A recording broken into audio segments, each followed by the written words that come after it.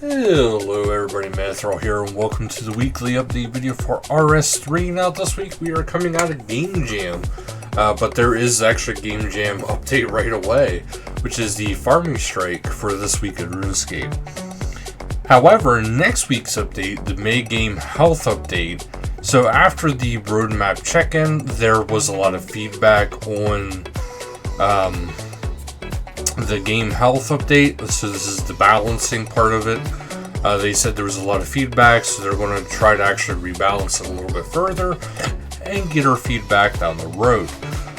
So they are reviewing the feedback points, and they're going to adjust the balancing based on the feedback they received. They'll present the adjusted proposal and include more detail on the thinking and intent. So they'll listen to the feedback on the next round and decide on the next steps from there. However, this week this does not impact, I should say this too, this does not impact the part of the update that is the augmented runecrafting and thieving update, which is still to be released next week. So that's on its own thing right there. This week we have the Game Jam farming. We will get that into the patch notes because right here they are right up top. So we have the farming strike. Existing grapevine seeds and grapevines have been renamed to Godly Grapevine Seeds and Godly Grapevine respectively. Added a new low-level grapevine seed that can be obtained from various low to mid-level monsters to grow existing grapes. Reeds and Godly Grapevines are no longer more likely to get diseased when watered. When clearing grapevines or Godly Grapevines, the frame will no longer be removed. Players can now use compost on a hops patch that already has a frame in it. Fix an issue with the Godly Grapevine sometimes not rewarding the correct Godly Grapevine when using a specific type of compost. Added tooltips to the magic signature and the nature amulet. Adjusted how different farming boosting items interact with each other, including the magic signatures, nature amulet, the ring of whispers, and the harvest potion. E.g., previously the ring of whispers had no effect on farming output unless another boost was also equipped. So now that's fixed. Fix the bug where players couldn't get multiple Renar seeds from managing Miscellanea. Players no longer require a farming reputation of 4K to unlock the ability to grow the Forest Spirit Tree. Farming 114 is the only requirement to do so now. Achieving a reputation of 4K now instead unlocks an increased chance of getting unchecked animals. That's actually really cool. The Flower Harvester unlock levels have been reduced to levels 35, 55, and 65 respectively. Players will now harvest a minimum of 3 flowers: Nasturtium, Rosemary, and Marigolds. The Grandmaster tier of the Flower Harvester unlocked has been removed. The Everlasting Incense unlock from the Garden of Carid has been replaced by a new unlock called the Makes Sense. Makes Sense provides a 10% chance to make an extra incense stick when adding the herb. By default, the incense stick and prayer powders are no longer cleared upon death.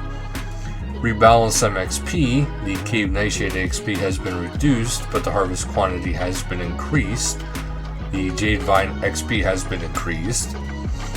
Made various improvement to the farming code. This is more of an internal thing, but Sponge really went to town and really did a lot of work there.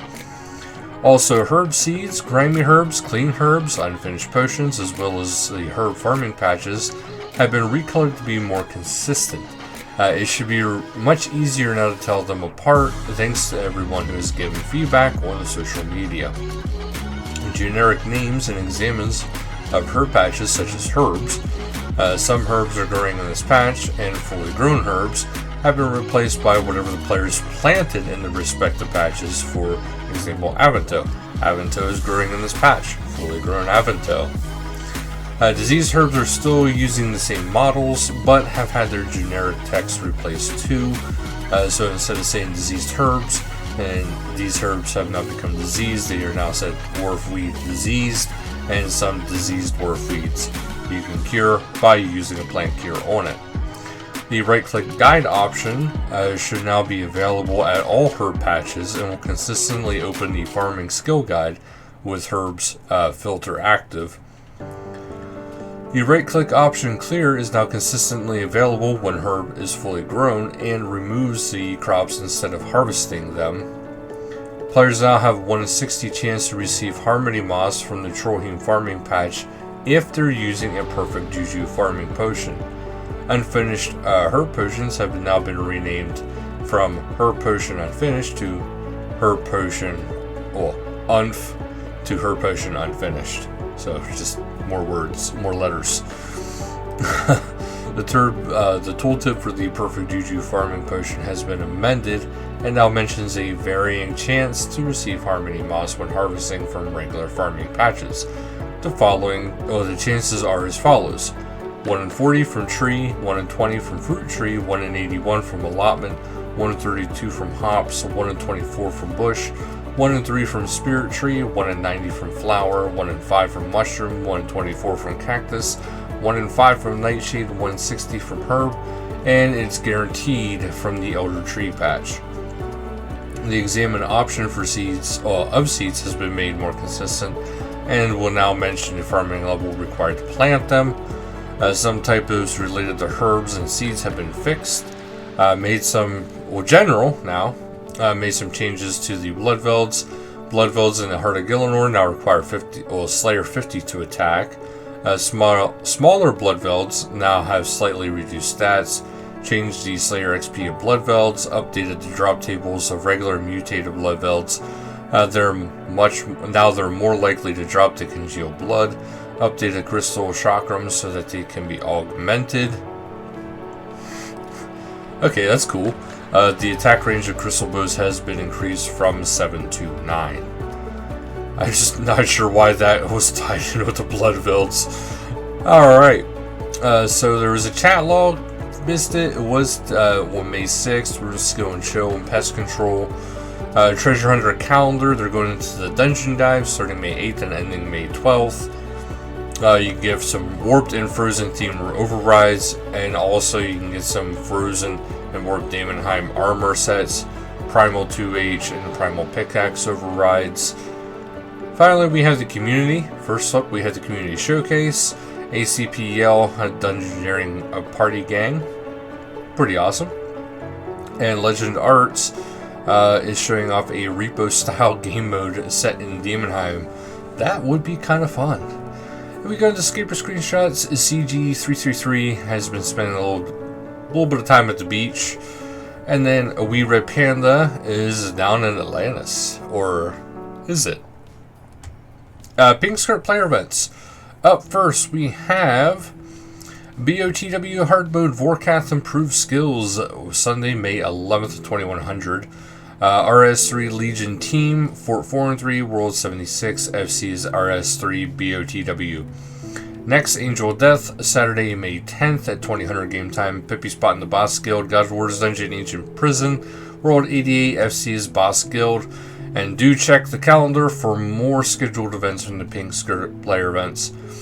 Also, the Community Spotlight, the PvP Showdown community events is going on. So there is a finalist of this PvP Showdown, which is not Omar, Try to Sit Me, and Firebox 18. So do check that out. There is some achievement help going on as well this week. First up, we have Thursday, May 8th at 700 GMT. This is the Scepter of the Gods hunting. Thursday again on May 8th is 1815 GMT Dungeoneering free fun runs. And Saturday, May 10th at 1800 GMT group achievement completion. And also on May 10th is 1900 GMT Scepter of the Gods hunting. And then Sunday, May 11th at 1915 Penguin Hide and Seek. But that's actually it though for this week, guys. So thank you guys so much for watching. And until next time, later, guys.